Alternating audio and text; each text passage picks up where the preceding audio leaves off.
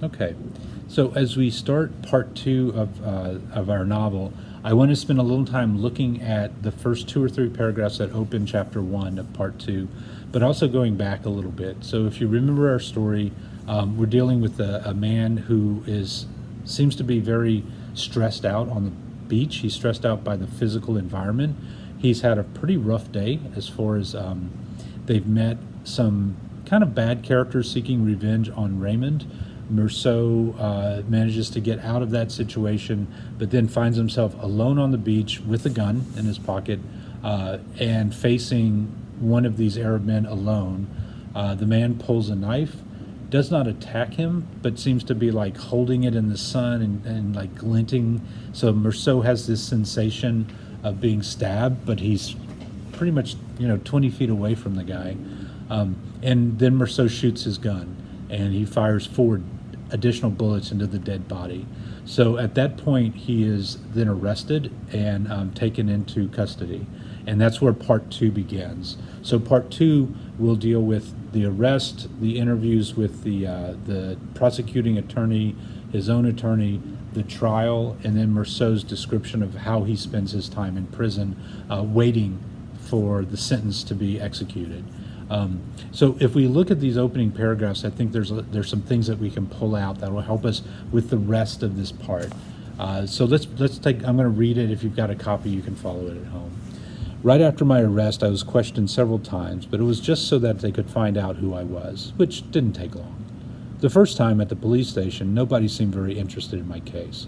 A week later, however, the examining magistrate looked me over with curiosity.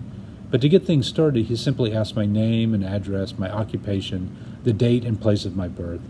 Then he wanted to know if I had hired an attorney.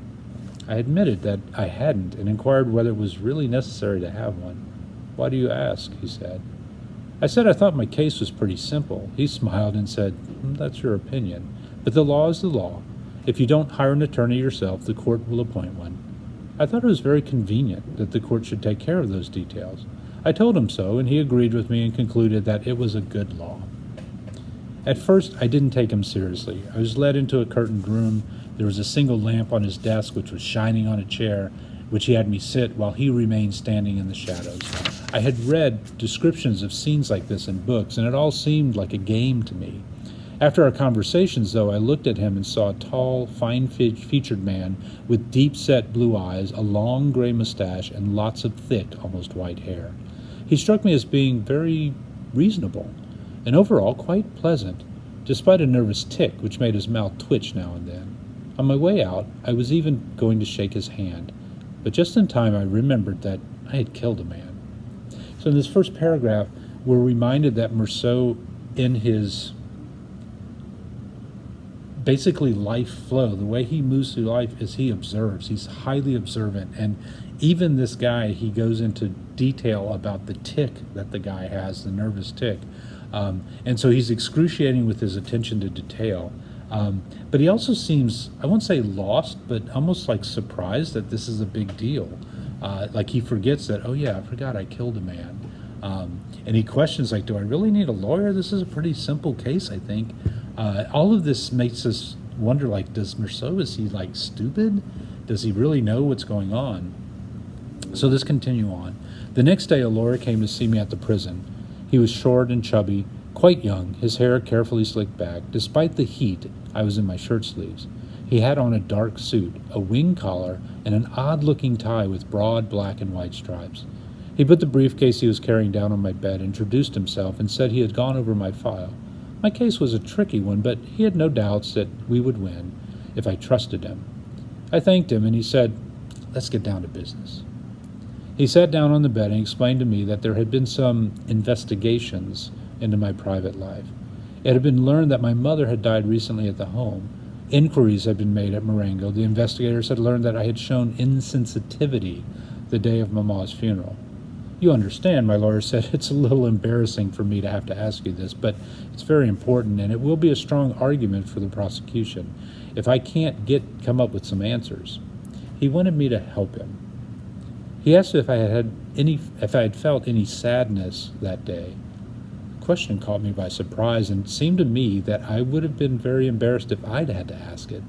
Nevertheless, I answered that I had pretty much lost the habit of analyzing myself, and that it was hard for me to tell him what he wanted to know. I probably did love Mama, but that didn't mean anything. At one time or another, all normal people have wished their loved ones were dead. Here the lawyer interrupted me, and he seemed very upset. He made me promise I wouldn't say that at my hearing or in front of the examining magistrate. I explained to him, however, that my nature was such that my physical needs often got in the way of my feelings. The day I buried Mama, I was very tired and sleepy, and so much so that I wasn't really aware of what was going on. What I can say for certain is that I would have rather Mama hadn't died. But my lawyer didn't seem satisfied. He said, "That's not enough." Now, what's interesting here to look at is Merceau is often described as a truly honest man. So he basically will say whatever is in his head or whatever he's feeling. So he doesn't seem deceitful. He doesn't cover anything up. He doesn't try to lie to protect himself. He is about as honest as they come. But I want to deal with that a little bit, because I want to remind you that the person telling the story is Merceau. So everything from the very beginning through to the very end is going to be a first person account of all of these events, and that first person is Merceau. It's interesting because we have to take a step back and realize Merceau hasn't told us every detail that's happened. Like, he skips through time sometimes, and so we're not privy to like everything that was going in his head, even if he describes it as if he's being very honest and open with us.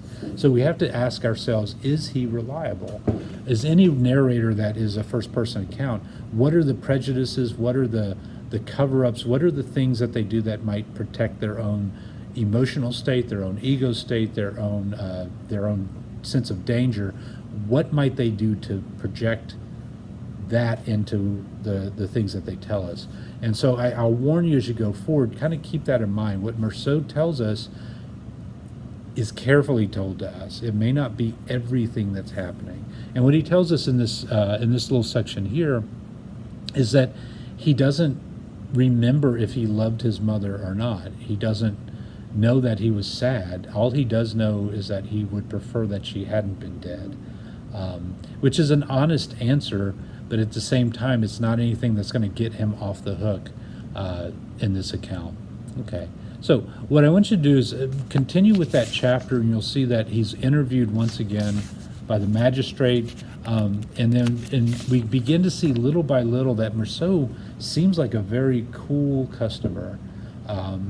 He's very matter of fact. There's a sense of humor within this. If you look carefully, you'll see it's a very funny story, but not funny like in a joke-telling way.